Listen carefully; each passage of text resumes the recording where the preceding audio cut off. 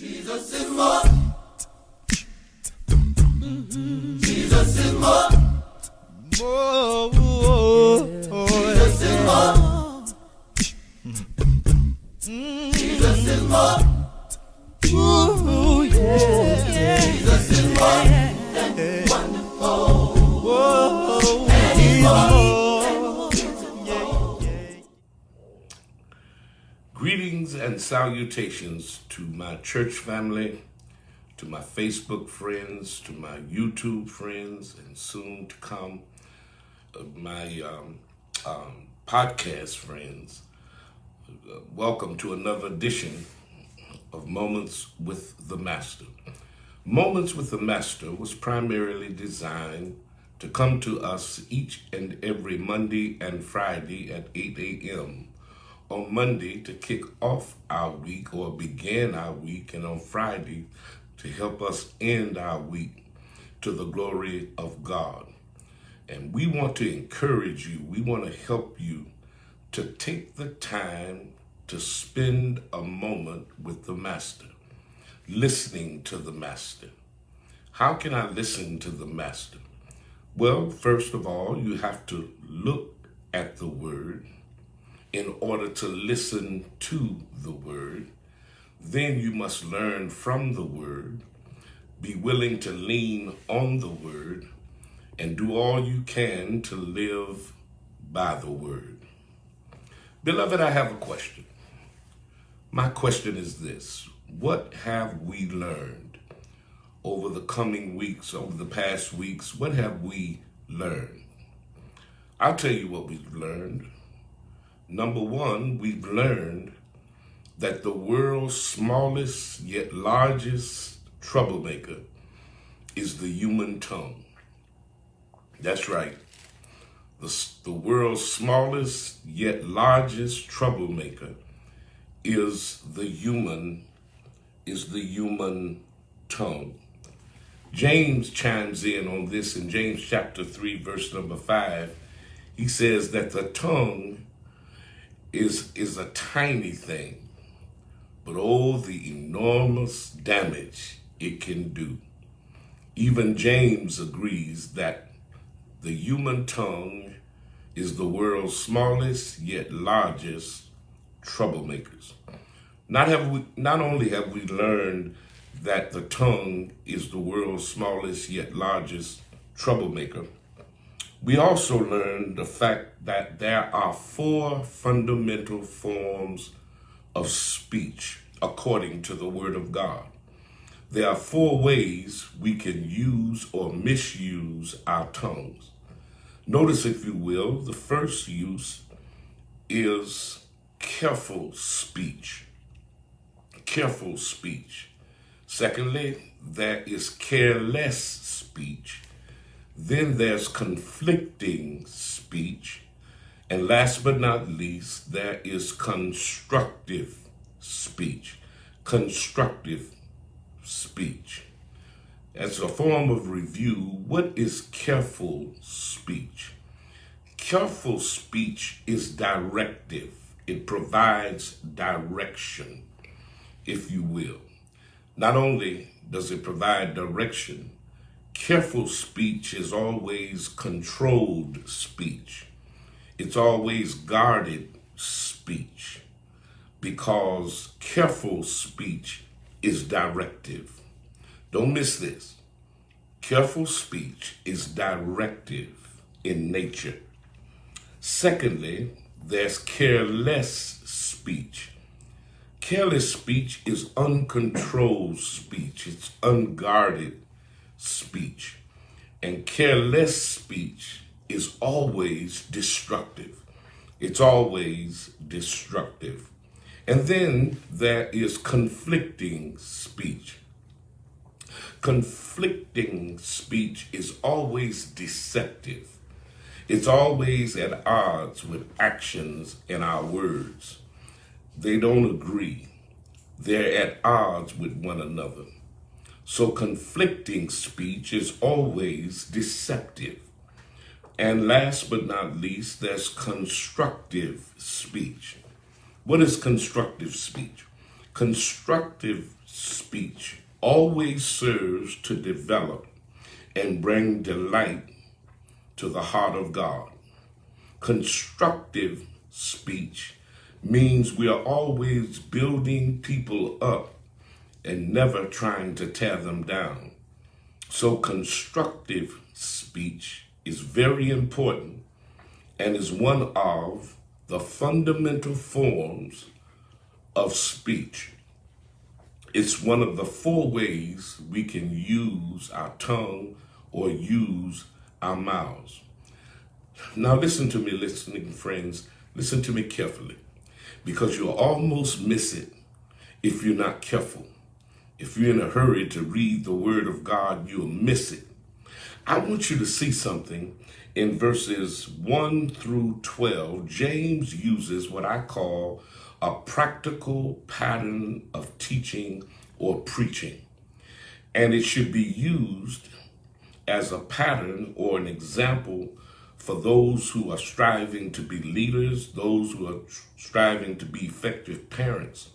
I want you to look at the method, the practical pattern that James chooses to use to bring correction, Not only was it used by James, what's so interesting about it, it was used by Jesus. It was used of James in the book of James, especially in the 3rd chapter of the book of James. It was used by Jesus in Revelation chapters 2 and 3. And it was used by God in his dealings with Israel. I've tagged it the sandwich method. The sandwich method. What is the sandwich method? I want you to notice that James, when he begins to correct the people of God, he uses the sandwich method. Yeah, the negatives are sandwiched in between 2 positives. It's sandwiched between. He addresses the positive first, the negatives second, and sandwiches the negatives in between 2 positives. Look at it. He begins by talking about careful speech. That's positive. Then he addresses negative speech. He begins with careless speech, which we know is destructive, and also conflicting speech, which is deceptive. But he closes with constructive speech. So the sandwich method requires that you and I always, when we want to correct someone, when we want to faithfully rebuke someone and keep them in the faith, use the positive, then address the negatives, but always end like you began, with a positive. That not only works for effective leaders, that works if you want to be an effective parent. When you're challenged to correct your child, don't go off the hinges.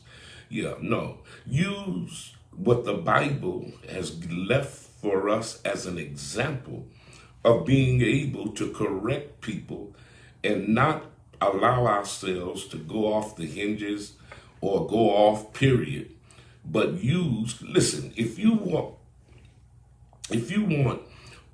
Bible results, you got to do things in a Bible way. If it's good enough for James and it's good enough for Jesus and it's good enough for God, don't you think if we tried it, it'll work just as well for us? I'm here today to tell you, I'm a witness that the sandwich method works, and you don't run the risk of offending people when you use the sandwich method. What's the sandwich method? Start with a positive, address the negative. By all means, address the negatives, but close with a positive. So you'll leave the person you're correcting on a positive note. Notice what he does. He begins with a positive, careful speech.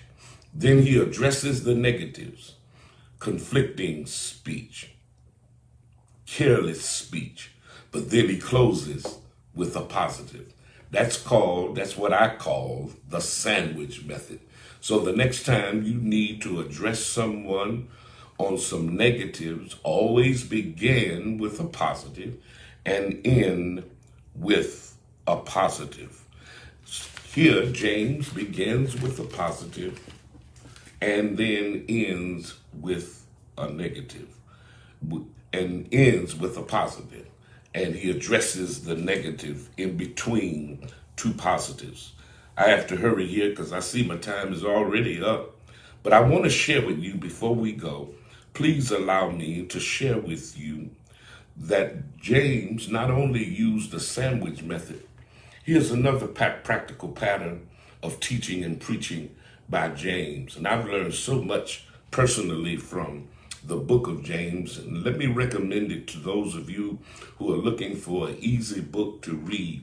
And it's your first study of a book in the Bible. Let me recommend the book of James because it's powerful, it's practical, and it's principled. Here's what James does. You almost miss it. And if you miss this, you'll miss that. So please understand what James is doing in the book of James, especially chapter 3. He begins with an explanation.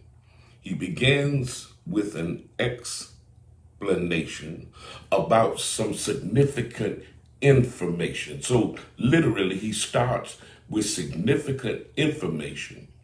Then he shares with us a significant illustration, backing up the explanation and the information just given.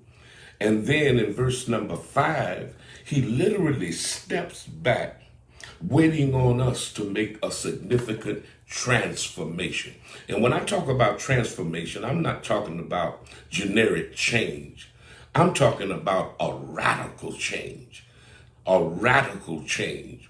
A radical change in your position, a radical change in your condition, a radical change in your belief, a radical change in your behavior. And the word belief is a Latin word which literally means to buy, live, or live by. You can't tell me you believe something if you're not willing to live by what you say you believe. So when we believe, belief always affects behavior. So James wants to see some change in our behavior.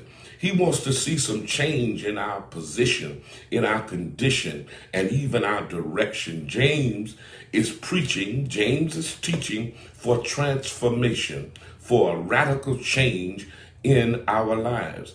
And the aim of any good teacher, the aim of any good preacher is not for entertainment, not for information, not to give explanations, but you're preaching and teaching for transformation, a radical change in the lives of your listener.